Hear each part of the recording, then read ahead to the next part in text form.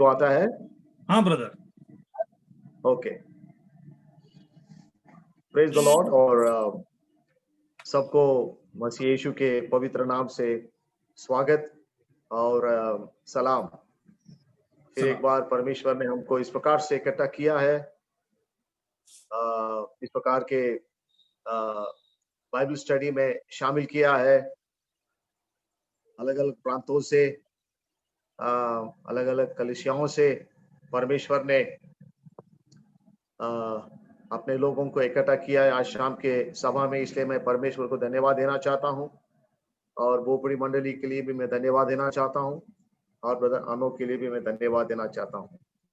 पिछले कई महीनों से हम पेतरस की पत्री में से हम मनन कर रहे हैं, प्रिय भाइयों और बहनों, और मैं यकीन करता हूं कि परमेश्वर के वचन से जो कुछ हम सीख रहे हैं, पढ़ रहे हैं, मनन कर रहे हैं, ये हमारे वैयक्तिक जीवन के लिए, हमारे पारिवारिक जीवन के लिए और हमारी कलीसिया के जीवन के लिए लाभदायक होगा। और इतना ही नहीं, लेकिन इन कठिन दिनों में जब हम इस प्रकार के महामारी के समय में हम जी रहे हैं, रहते हैं, परमेश्वर की करुणा दृष्टि हम पर है, और परमेश्वर हम सबको संभालता है।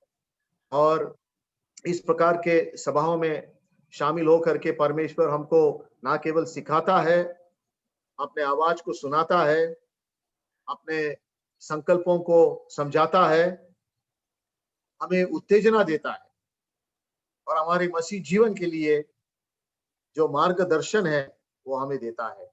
इसलिए हम परमेश्वर को धन्यवाद देते हैं। आइए, आज शाम जो समय हमारे सामने है, तो एक बहुत इंपॉर्टेंट परमेश्वर का कलाम आज हमारे सामने, हमारे बाइबल्स को हम खोलकर, और पेतरस की पहली पत्री और उसके 5 अध्याय, तो हमने पहले 4 वचनों को हम पढ़ चुके हैं। आज हम 5 से लेकर के आखिर तक हम पढ़ेंगे। 1 पीटर चैप्टर 5 और 5 से लेकर के 14 वचन तक कोई भाई पढ़ेगा, हिंदी में या मराठी में। 1 Peter chapter 5, reading from verse 5 to 14, please.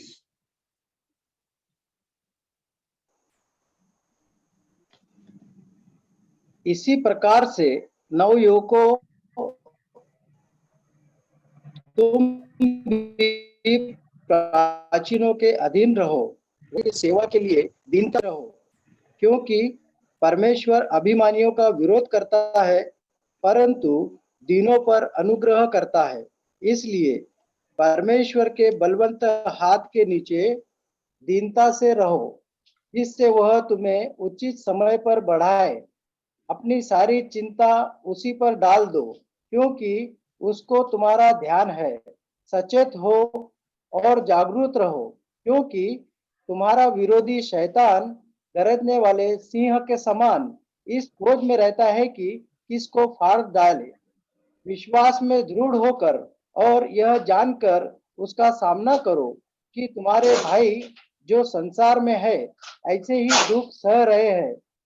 अब परमेश्वर जो सारे अनुग्रह का दाता है, जिसने तुम्हें मसीह में अपनी अनंत महिमा के लिए बुलाया, तुम्हारी थोड़ी देर तक दुख उठाने के बाद आप ही तुम्हें सिद्ध और स्थिर और बलवंत करेगा। उसी का साम्राज्य युगानुयुग रहे, आमीन। मैंने सिलवानुस के हाथ से, जिसे मैं विश्वास योग्य भाई समझता हूँ, संक्षेप में लिखकर तुम्हें समझाया है, और यह गवाही दी है कि परमेश्वर का सच्चा अनुग्रह यही है। इसी में स्थिर रहो। जो बेबीलोन में तुम्हारे समान चुने हुए लोग हैं, वह और मेरा पुत्र मरकुस तुम्हें नमस्कार कहते हैं।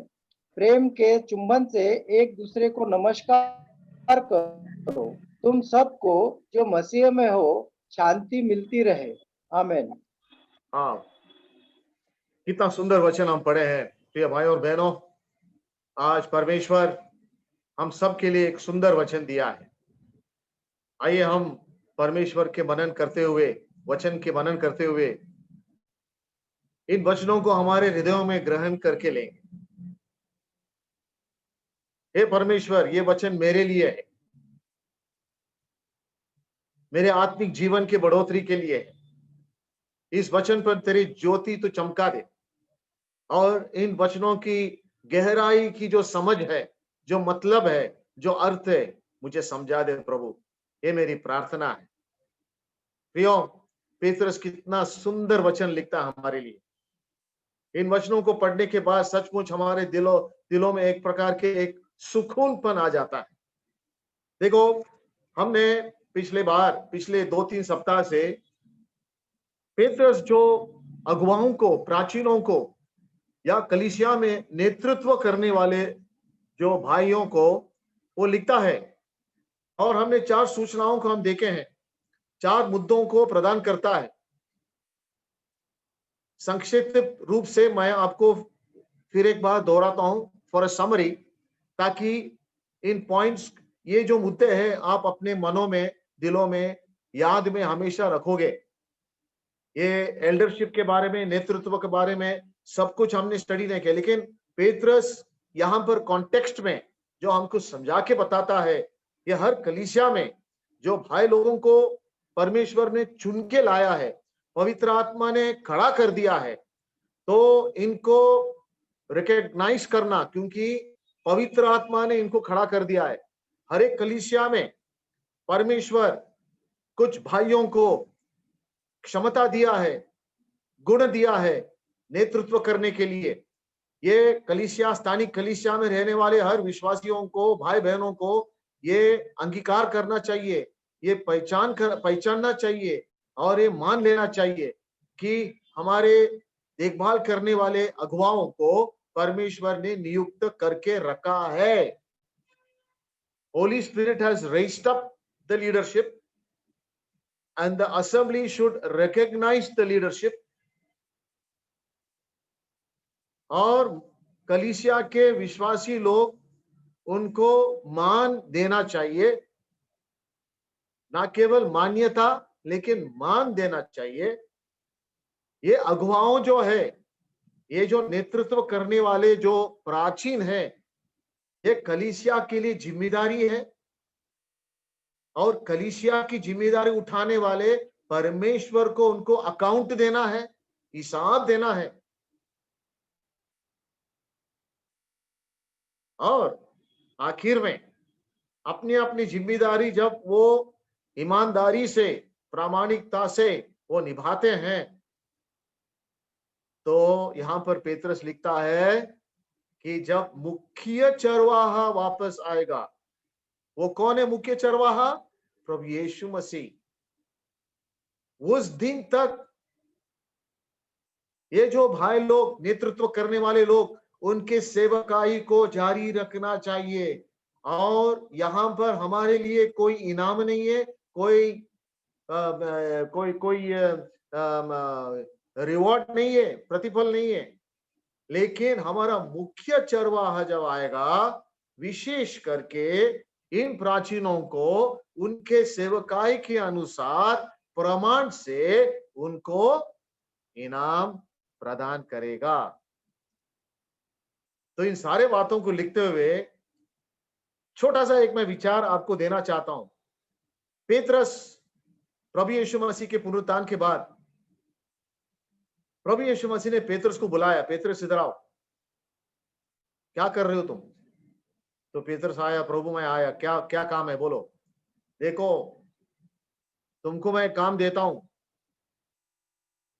मेरे जो भेड़ है उनको तुम खिलाना, चराना, मेरे जो मेमने हैं उनको खिलाना, चराना, ये तुम्हारा काम है।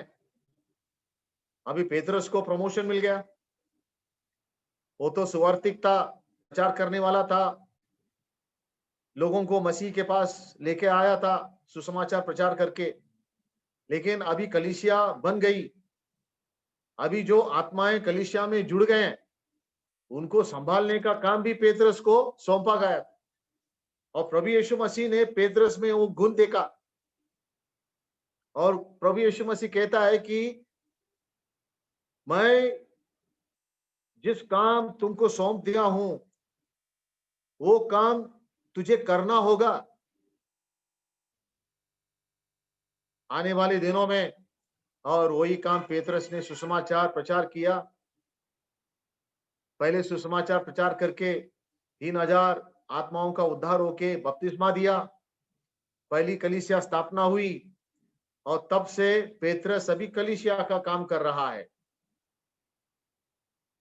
यानी कि पेत्रस का बढ़ोतरी हुई है, वो बढ़ गया है, बड़ा है, ग्रोथ हुआ है पेत्रस की।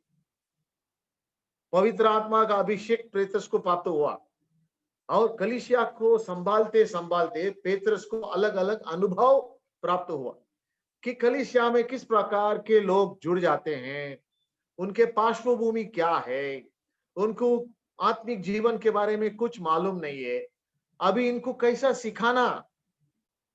और चलते चलते कलीसिया की सताव सामना करना पड़ा कलीसिया को, रोमी सरकार से, सदुकी फदुसियों से, यहूदी धर्मगुरुओं से।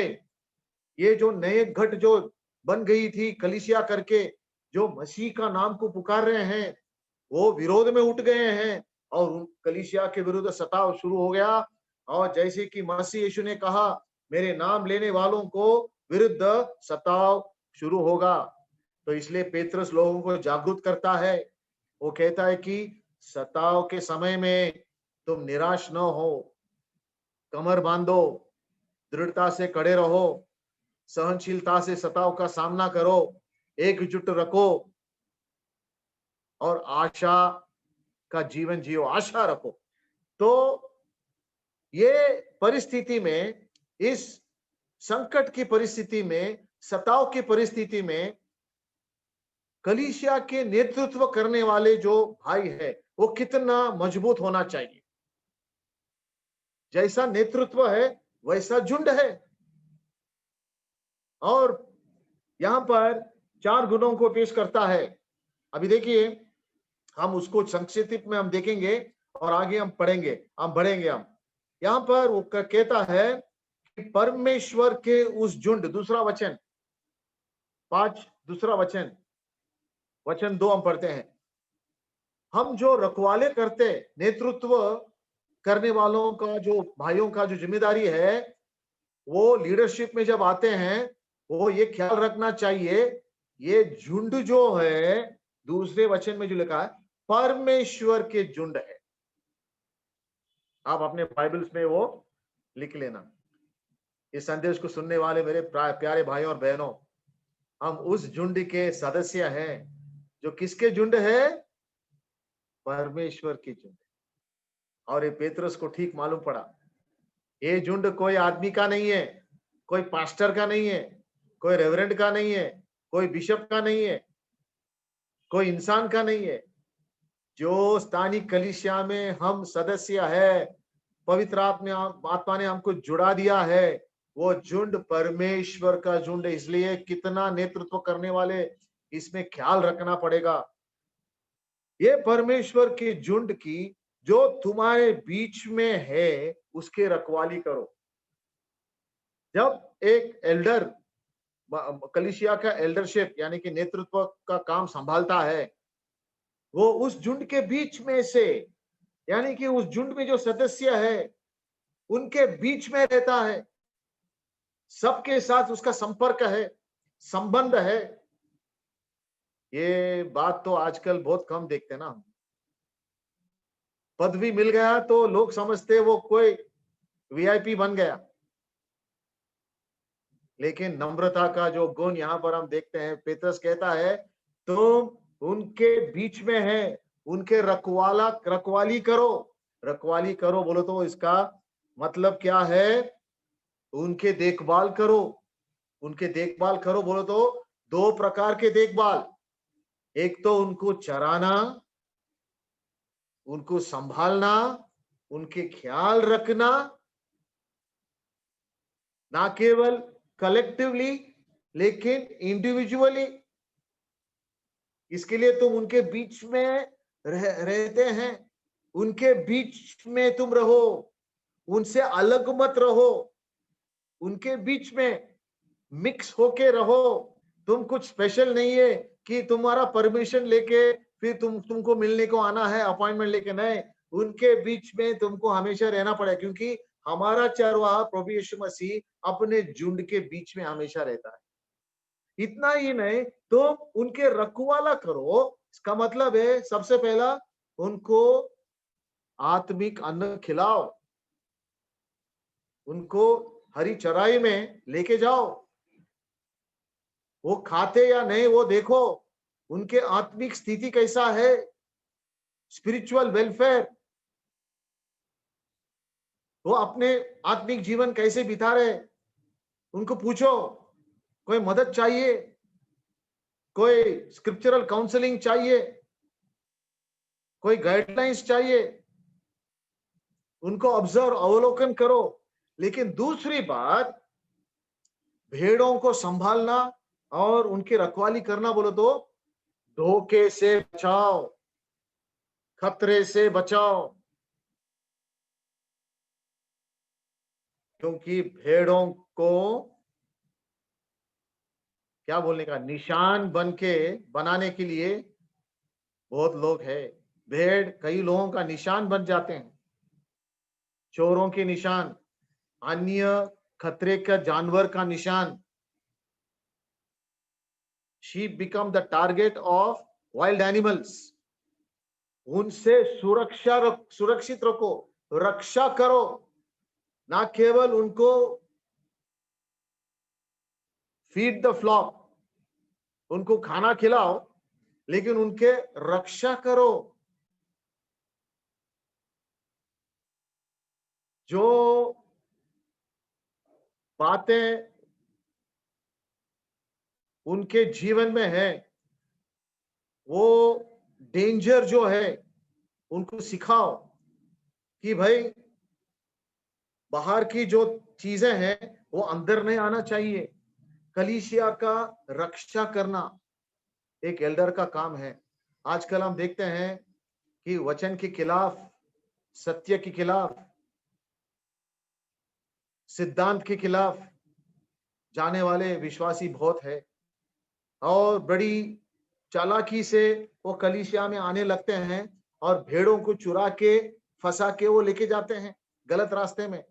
अगर चरवाहा एक एक अगुवा या एक नेतृत्व करने वाला भाई प्राचीन, उसको ठीक वचन का सच्चाई जान के, जो वचन की सच्चाई के खिलाफ जो है, अपने भेड़ों को उनसे रक्षा करना।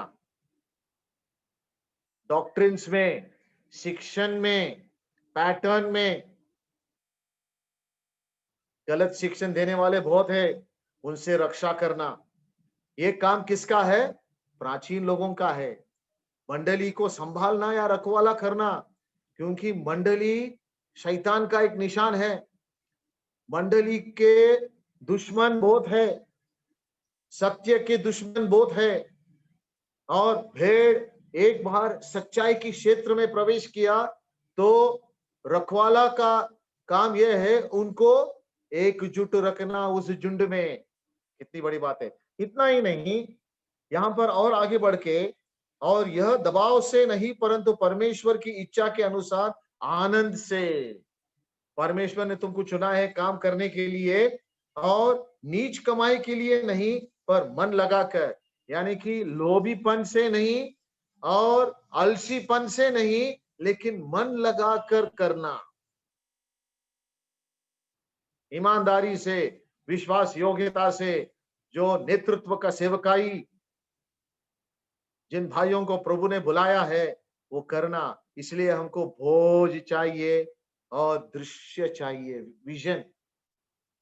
कलीसिया के बारे में भोज, ये एक बहुत मेहनत की काम है। हाँ, हफ्ते में 2 बार बाइबल स्टडी देना बहुत आसान काम है, लेकिन भेड़ों को संभालना बहुत कठिन काम है। कई भेड़ रास्ते में से हट जाते हैं, उनको वापस बुला के लेके आना बहुत कठिन काम है, लेकिन ये काम प्रभु को मान्यता देने वाला काम है। प्रभु उसको मान्यता देता है।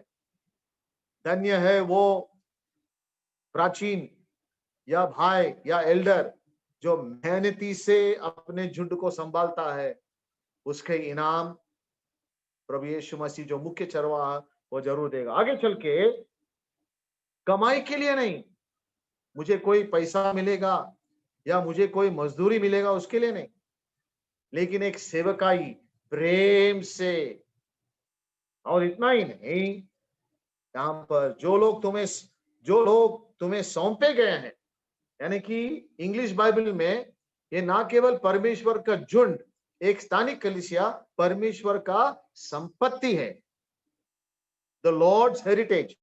तो यहां पर लिखा है ये तुम्हें सौंपे गए हैं। कोई भी कह नहीं सकता है कि ये मेरी मंडली है, मैंने स्थापना किया है, ये मेरे जायदाद है, मेरे संपत्ति है, मेरे प्रॉपर्टी है। नहीं, कलीसिया कोई भी कह नहीं सकता कि ये मेरी है। हर कलीसिया परमेश्वर और प्रभु यीशु मसीह की संपत्ति है, उसके विरासत है। परमेश्वर ने प्रभु यीशु मसीह ने अपने खून बहाकर हर स्थानीय कलीसिया को मोल लिया है, इसलिए उन पर अधिकार जताना नहीं। कई मंडलियों में एल्डर्स जो है वो बड़े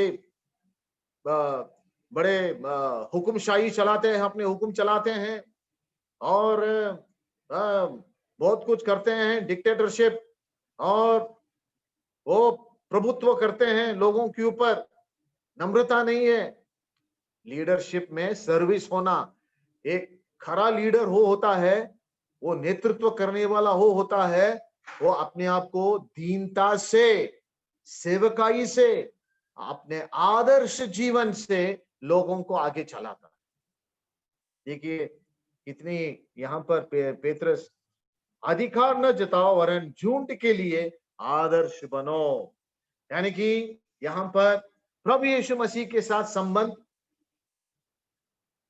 झुंड के हर सदस्य के साथ संबंध, सच्चाई में चलाने के लिए पवित्र वचन के साथ संबंध, और चौथी बात अपनी साक्षी अच्छी रखना। आदर्श जीवन प्रचार करने में बहुत आसान है प्रियो, लेकिन मेरा पर्सनल लाइफ कैसा है, क्या मसीह के गुण मुझे में दिखाई देता है। देखिए यहाँ पर वचन, यहाँ पर क्या लिखा, देखिए तीसरा वचन, वरन झुंड के लिए आदर्श बनो। अगर हमारे जीवन में, एल्डर लोगों के जीवन में आदर्श नहीं है, हम अगर दूसरों के लिए आदर्श नहीं है, हमारे जीवन में आदर्श नहीं है, हम अच्छे उदाहरण नहीं है, तो हमारी सेवकाई व्यर्थ है। इंग्लिश में सेइंग है, प्रैक्टिस बिफोर यू प्रीच। प्रचार करने से पहले तुम खुद उन सिद्धांतों को अपने जीवन में लागू करो।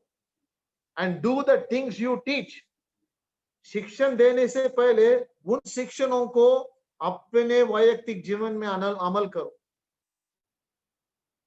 हम दूसरों के लिए प्रचार करके हम खुद उन सिद्धांतों को पालन नहीं करते, तो हमारा सेवकाई व्यर्थ है। आदर्श जीवन पाहिजे, ये चाहिए। आदर्श जीवन का प्रभाव बहुत है। मैं मेरे जीवन के बारे में कहता हूं, मैं धन्यवाद देता हूं ऐसे प्रभु के दास लोगों के लिए। मेरे जवानी में जब मैं युवक था, परमेश्वर ने अनेक ऐसे महान सेवकों को मेरे जीवन में लाया। वो प्रभु के पास चले गए, लेकिन मैंने देखा 30-40 साल पहले मुझे प्रभु ने मौका दिया उन सेवकों के जीवन करीब से देखने के लिए। उनके संदेश तो बहुत अच्छा था, लेकिन उनके जीवन उनके संदेश से भी अच्छा था। मसीह के गुण दिखाई दिया। अपने बारे में क्या, ये इसके लिए प्रभु बुला रहा है, और पेत्रस याद दिला रहा है कि प्रभु जल्दी आने वाला है, और वो जब आएगा ऐसा सेवकाई के लिए वो इनाम देगा। ये कैसा इनाम है देखो, जब प्रधान रखवाला प्रकट होगा। अभी अच्छा चरवाहा बनके वो हमारे लिए सलीब पर मरा। श्रेष्ठ चरवाहा, महान चरवाहा बनके वो हमारे लिए अभी पिता के दाहिने हाथ जी रहा है और प्रधान रखवाला करके वो हमारे लिए वापस आ रहा है। देखिए यहाँ पर लिखा है 4 वचन में, जब प्रधान रखवाला प्रकट होगा। पेत्रस बहुत सुंदर रीति से ये हमको बता रहा है कि हमको अभी श्रम करना है, सेवा करना है। स्थानीय कलीसिया के लिए जो बुलाहट परमेश्वर ने हमको चुना है, जो सेवकाई के लिए, उसको मन लगा के करना है। हमारा उदाहरण हमारा चरवाहा, मुख्य चरवाहा प्रभु यीशु मसीह, और हम झुंड के लिए उदाहरण और आदर्श बन के जीना है। एक बहुत बड़ी चुनौती है लीडरशिप के लिए। जो लीडर्स है, कलीसिया के लीडर्स है, इस बात को आप ग्रहण करके ले लो, तो ही आपके आपके सेवकाई में बहुत आशीष प्राप्त होगा प्रियो। अगर आपकी सेवकाई दूसरों के लिए आशीष का कारण होना है, प्रभावशाली होना है, खुद को एक अच्छा आदर्श करके दिखाओ। पौलुस ने कहा, मैं तुम्हारे लिए आदर्श बन के रहा हूं, क्योंकि मेरा मसीह मेरे लिए एक आदर्श है। आदर्शवान जीवन हमारे सेवकाई में प्रबल देगा। इसलिए यहां पर लिखता है, महिमा का मुकुट दिया जाएगा जो मुरझाने का नहीं। हमको यहां पर कोई इनाम मिले न मिले चलेगा, यहां पर जो मिलता है वो यहीं पर रह जाएगा, लेकिन हमारा प्रभु यीशु मसीह के हाथ में जो मुकुट है, जो पारितोषिक है, जो इनाम है, वो मुरझाने वाला नहीं है, वो टिकने वाला है। प्रभु यीशु मसीह हर एक जो सेवक जो परिश्रम किया है, उसके सेवकाई में उसको लिए एक मुकुट रखा है और महिमा में आएगा, महिमा का मुकुट। तो प्रियो, आइए हम आगे बढ़ के सेवकाई में आगे बढ़ेंगे। सेवा बहुत करना है, सुसमाचार प्रचार करना है, कलीसिया का देखभाल करना है, रखवाली करना है, सत्य वचन को सिखाना है, विश्वासियों के आत्मिक जीवन को बढ़ाना है, उनके विश्वास को मजबूत करना है, वचन में परिश्रम उठाना है।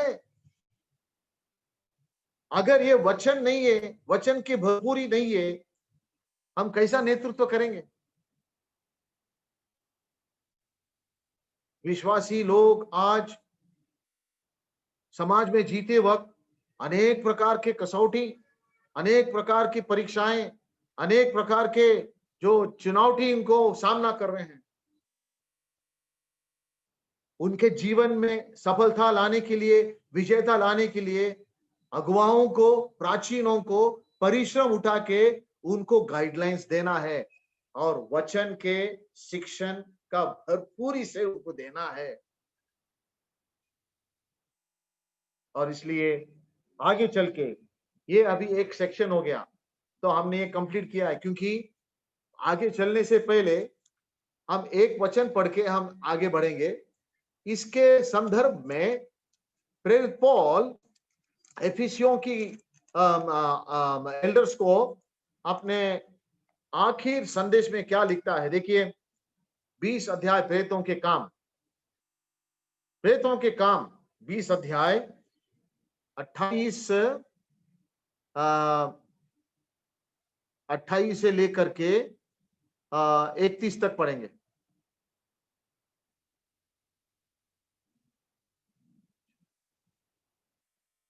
कोई पढ़ेगा?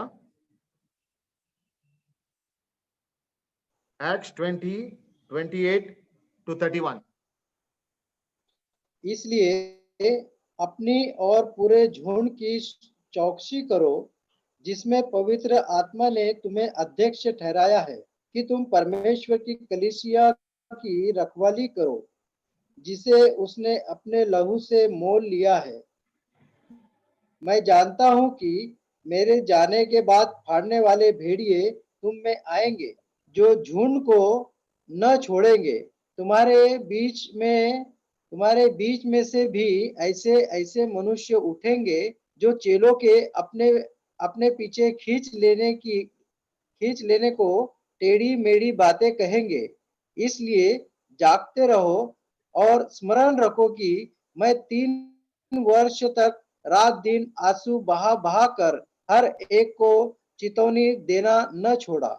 कितना सुंदर बात पौलुस लिखता है कलीसिया की प्राचीनों को, कितना खबरदार रहना चाहिए। ना केवल बाहर से भेड़िए आएंगे लेकिन अंदर से भेड़िए आएंगे।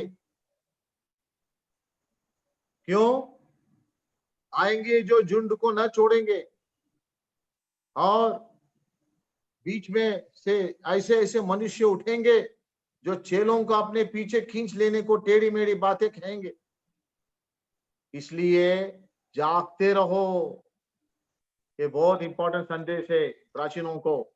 जागते रहो, अभी सोने का टाइम नहीं है। अभी हम कलीसिया करके इकट्ठा नहीं हो रहे हैं, लेकिन फिर भी प्राचीनों को बहुत खबरदार रहना जरूरी है, बहुत जागरूक रहना जरूरी है। क्योंकि कलीसिया हमारी नहीं है, कलीसिया परमेश्वर की कलीसिया, उसका रखवाली करना हमारी जिम्मेदारी। क्यों? अपने लहू से मोल लिया है, अपने लहू से मोल लिया है कलीसिया। तो परमेश्वर ने उसकी कलीसिया को संभालने के लिए प्राचीनों को चुना है। तो परमेश्वर हमें अनुग्रह दे कि हम इस कलीसिया को अच्छी तरह से हम संभाल सके, वो आने तक उसकी महिमा के लिए। आइए हम आगे बढ़ेंगे, हमारे सामने और 5 मिनट है। तो मैंने नेक्स्ट सेक्शन हमने जो पढ़े हैं आज अब ये शाम के वक्त 5 वचन से लेकर के 14 वचन तक, तो इसमें से हमको 4 मुद्दों को देखना है। तो मैं उस 4 मुद्दों को मैं आपके सामने में रखूंगा एज आउटलाइन, तो आप लिख लीजिएगा। यहाँ पर विश्वासियों के लिए बहुत तसल्ली देने वाला, उत्तेजना देने वाला बात है। जब हम संकट की परिस्थिति में से हम जा रहे हैं प्रिय, ऐसा भी हो सकता है कि किसी कारण की वजह से संकट की जो माहौल एक विश्वासी के जीवन में, वो विश्वास में कमजोरी ला सकता है। संकट के माहौल को सामना करते वक्त उसको कैसा प्रतिक्रिया करना। हम विश्वासी है, प्रभु यीशु मसीह हमारे साथ है। तो पेत्रस बार बार इन बातों को हमको याद दिला रहा है कि हकीकत बात है, ये वास्तविक बात है कि एक विश्वासी का जीवन में संकट आएगा और विपरीत विरोधी परिस्थिति आएगा। तो हमको कैसे सामना करना पड़ता है, हमारा दृष्टिकोण कैसा होना चाहिए, हमारा जो नजरिया कैसा होना चाहिए, हमारे प्राथमिकताएं कैसा होना चाहिए। देखिए यहाँ पर 5 वचन में लिखता है, इसी प्रकार से नव युवकों तुम भी प्राचीनों की अधीन रहो, वरन तुम सबके सब एक दूसरे की सेवा के लिए दीनता से कमर बांधते रहो, क्योंकि परमेश्वर अभिमानियों को विरोध करता है परंतु दीनों पर अनुग्रह करता है। यहाँ पर दीनता, नम्रता, ये गुण के बारे में पेत्रस कितना सुंदर लिखता है। देखो, ये ऐसा गुण है एक विश्वासी के चरित्र में, तो परमेश्वर को बहुत प्रसन्न देने वाला गुण है। हम देखते हैं कि विश्वासी के जीवन अगर एक दूसरे के ऊपर हमारा साक्षी और जीवन का प्रभाव होना है और एक दूसरे के बीच में लगाव होना है, और एक गुण हमें एक दूसरे के बीच में जो खींचता है, आकर्षित करता है, वो कौन सा है गुण? दीनता। आज मंडलियों में बहुत तकलीफ हो रहा है प्रियो, मेरे भाइयों और बहनों। एक गुण एब्सेंट है, बाकी अच्छे अच्छे गुण हैं। प्रीचिंग अच्छा है, हम बहुत खुशी से रहते हैं, सब कुछ ठीक ठाक है, लेकिन गड़बड़ एक ही गुण के अभाव से होता है, दीनता। तो संकट के समय में अगर हमको मजबूत रहना है और संकट के समय कैसा सामना करना पड़ता माहौल को, सबसे पहला ह्यूमिलिटी, बी हम्बल, ये सबसे पहला लेसन। यहां पर कैसा लिखता है देखो, इसी प्रकार से नव युवकों तुम भी प्राचीनों के अधीन रहो। नौजवानों का ये संदेश है, नम्रता की संदेश, आधीनता की संदेश। अगर हम इस मुद्दे को लेकर के हमारे जीवन में अगर हम अमल करेंगे प्रियो, कलीसियाओं में बहुत बदलाव आ जाएगा। यहाँ पर प्राचीनों के प्रति जो नवयुवक है, तुम प्राचीनों के अधीन रहो। क्यों? प्राचीन तुम्हारे आत्मिक देखभाल करते हैं, तुम्हारे ख्याल रखते हैं, तुम्हारे चिंता करते हैं, तुम्हारे मार्गदर्शन बताते हैं, सही मार्ग में तुमको ले जाते हैं, वचन के शिक्षण देते हैं। तो अगर एक नवयुवक शुरुआत से कलीसिया के संगति में आने के बाद दीनता को, आधीनता को सीख लिया, तो बाकी सब शिक्षण वो आसानी से वो ग्रहण कर सकता है। सबसे पहला शिक्षण आधीनता। अगर ये सीख लिया तो परमेश्वर उसको बहुत ऊपर उठाएगा। इसलिए हम देखते हैं कि मूसा जब नेतृत्व कर रहा था बुढ़ापे में, उसने किसको तैयार किया? योशुआ को तैयार किया। योशुआ नवयुवक था, लेकिन वो मूसा के अधीनता में रहकर वो योशुआ ने मूसा से सीख लिया, और फिर परमेश्वर ने योशुआ को उठाया, बोला तू नेतृत्व कर। उसी प्रकार से हम देखते हैं रूथ और नवोमी के संबंध में।